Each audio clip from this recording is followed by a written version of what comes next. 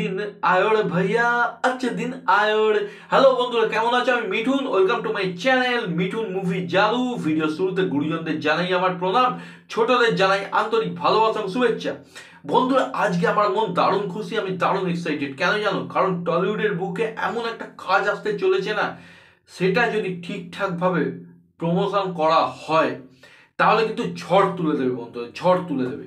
So আজকে কথা বলবো তথাগত মুখার্জি পরিচালিত, বিক্রম চ্যাটার্জি অভিনীত পারিজা মুভিটি নিয়ে, যার একটি টিজার রিলিজ করা হয়েছে এবং টিজারটা দেখে কিন্তু আমার প্রচন্ড এক্সাইটমেন্ট লেগেছে। এবং টিজারটার মধ্যে কি কি এক্সপেক্টার সেটা আমি তোমাদেরকে জানাবো, কিন্তু তার আগে আমি রিকোয়েস্ট করবো আমার ভিডিও দেখো, ভিডিও দেখে তোমাদের কতটা কি এক্সাইটমেন্ট লাগলো, কতটা কি ভালো লাগলো, খারাপ লাগলো, সব কিছু আমি কমেন্টের মাধ্যমে জানাও। এবং এবং যদি আমার ভিডিও বা চ্যানেলে কেউ নতুন হয়ে থাকো অবশ্যই সাবস্ক্রাইব করো, ফার্দার নোটিফিকেশন জন্য বেল আইকনটি ক্লিক করো। সকলে ভালো থেকো। চলো শুরু করি আজকের ভিডিওর মূল বিষয়বস্তু।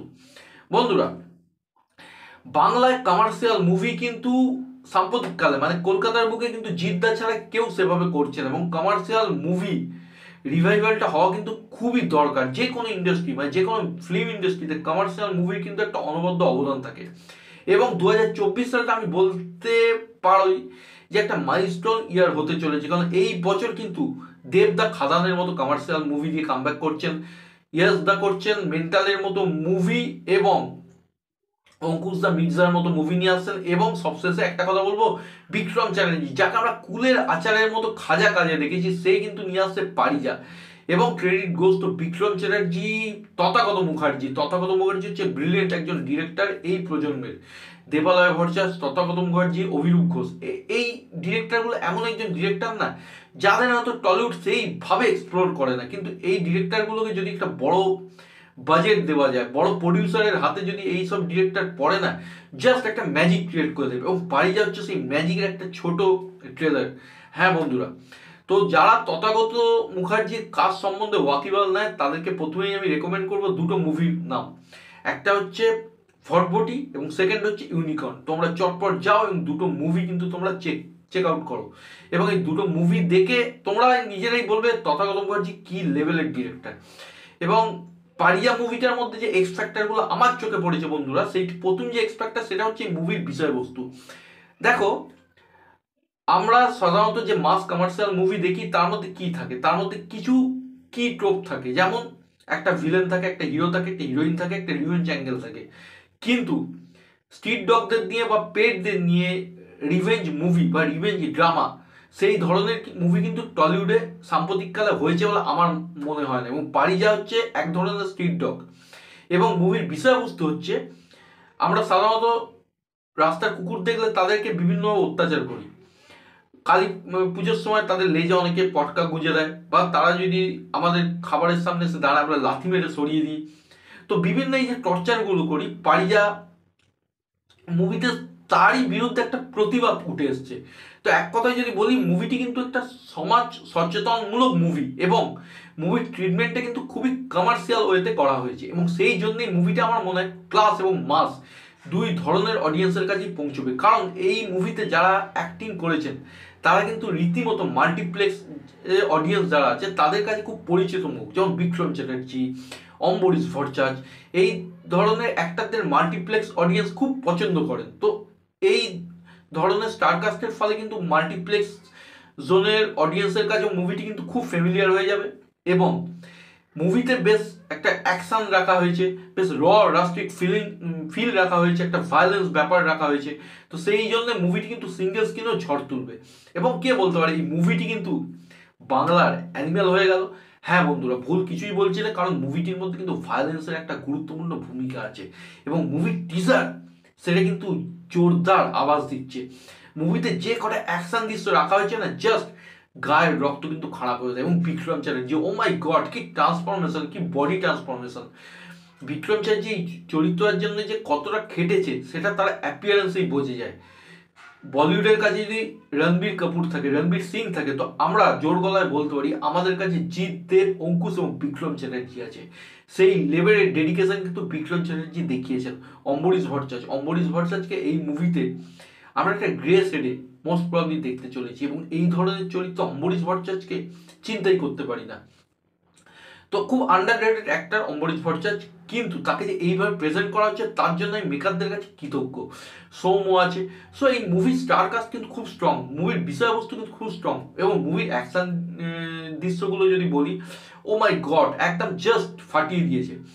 এবং একটা অ্যাকশন দৃশ্য এখানে রাখা হয়েছে যেখানে কুকুরের মুখোশ পরে, মাস্ক পরে একজন লড়ছে, মোস্ট প্রবাবলি ওটা বিক্রম লড়বে। এবং কুকুরদের প্রতি অত্যাচার বা পেটসদের প্রতি যে অত্যাচার, তাদের বিরুদ্ধে যে প্রতিবাদ, সেটা যে এইভাবে হচ্ছে না, সেটাই জাস্ট মাইন্ড ব্লোয়িং।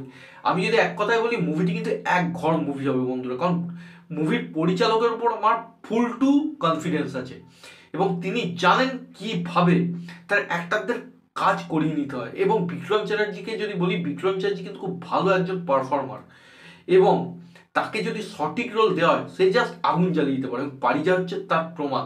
সো এই মুভির যে ফিলিংসটা দেওয়া হয়েছে, যে রাস্টিক ফিলিংস, বা মুভির যে অ্যাকশন দৃশ্যগুলো রাখা হয়েছে, বা যে ভায়োলেন্সের লুক দেওয়া হয়েছে, সেগুলো এক কথায় যদি বলি, এক ঘর। মুভিতে একটা দৃশ্য আছে মাংস কাটছে, মানে জাস্ট মানে মুভিটা নিয়ে যদি আমি বলতে যাই, মানে টিজারটা নিয়ে যদি বলতে চাই না বন্ধুরা, ভিডিওটা অনেক লম্বা হয়ে যাবে, অনেক লম্বা হয়ে যাবে। এক কথায় যদি বলি, টিজারটা দেখে আমি রীতিমতো এক্সাইটেড বন্ধুরা, এবং মুভিটির জন্য কিন্তু আমি জাস্ট উদ্গ্রীব হয়ে ওয়েট করছি মুভিটি কবে রিলিজ হবে, এবং মুভিটি আমি ফার্স্ট ডে ফার্স্ট শো দেখবো। এবং আমি আবার বলছি, মেকারদের কাছে আমি কৃতজ্ঞ যে এই ধরনের একটা সাবজেক্ট নিয়ে আসছে। পেট ডগের প্রতি যে অন্যায়গুলো হয়, সেই রকম একটা সোশ্যাল মেসেজ এবং মুভি করছে, এবং কমার্শিয়াল ওয়েতে মুভিটা প্রেজেন্ট করছে। কারণ কমার্শিয়াল ওয়েতে মুভিটা প্রেজেন্ট না করলে এই ধরনের মুভি কিন্তু একটা আর্ট হাউস বা অন্য টাইপের মুভির পর্যায়ে পড়ে যায়, এবং সেখানে কিন্তু বেশি সংখ্যক অডিয়েন্স কিন্তু ক্যাটার করতে পারে না। তো এই ধরনের মুভি কমার্শিয়াল ওয়েতে প্রেজেন্ট করাটা খুব দরকার, কারণ এই ধরনের মুভি আমাদের সমাজে নির্মাণ হওয়াটাও কিন্তু খুব দরকার। কারণ এই অন্যায়গুলোর কথা কিন্তু আমরা বলি না, আমরা ভাবি না, আমরা কিন্তু নিয়মিত অন্যায় করে যাই। সো বন্ধুরা, এই মুভিটি সেই অন্যায়গুলোকেই কিন্তু আইডেন্টিফাই করছে, এবং এই মুভিটিও কিন্তু একটা রিভেঞ্জ ড্রামা। আমরা মানুষকে যদি মার্ডার হতে দেখি, তার মৃত্যুর বদলা নেওয়ার জন্য একটা সাবজেক্টকে বেছে নিয়ে আমরা মুভি নির্মাণ করতে পারি, কিন্তু এই যে অসহায় অবলা জীব, তাদের মৃত্যুর কিন্তু কোনো শাস্তি হয় না বন্ধুরা। তো সেইটাকেই অন সিরিয়াস নোট এই মুভিটি কিন্তু তুলে ধরছে। মার্ডারটা মার্ডারই, সে মানুষ খুন হলেও মার্ডার, একটা অবলা জীব একটা পশুকে খুন করলেও মার্ডার, এবং শাস্তি দুটো খুনের জন্যই কিন্তু খুনির প্রাপ্য। এটাই কিন্তু মুভির বার্তা বন্ধুরা। এবং এক কথায় আবারও বলছি, এক ঘর সাবজেক্ট, এক ঘর ট্রিটমেন্ট, এক ঘর স্টারকাস্ট, এবং বিক্রম চ্যাটার্জি জাস্ট ফাটাফাটি। তোমরা যা টিজারটা দেখোনি, আমি রেকমেন্ড করবো টিজারটা দেখে এসে আমায় কমেন্ট করো, এবং যারা দেখেছো তারা আমাকে জানাও যে তোমাদের টিজারটা কেমন লেগেছে, এবং আজকের বার্তা আমার এই ভিডিওর মাধ্যমে কেমন লাগলো, সেটার সঙ্গে কি তোমরা সহমত, সেটাও আমাকে জানাও। যদি ভিডিও ভালো লাগে লাইক করো, শেয়ার করো, এবং চ্যানেল বা ভিডিও নতুন হলে সাবস্ক্রাইব করো, এবং ফার্দার নোটিফিকেশনের জন্য বেল আইকনটি ক্লিক করো। সকলে ভালো থেকো, সুস্থ থেকো, টেক কেয়ার, বাই বাই।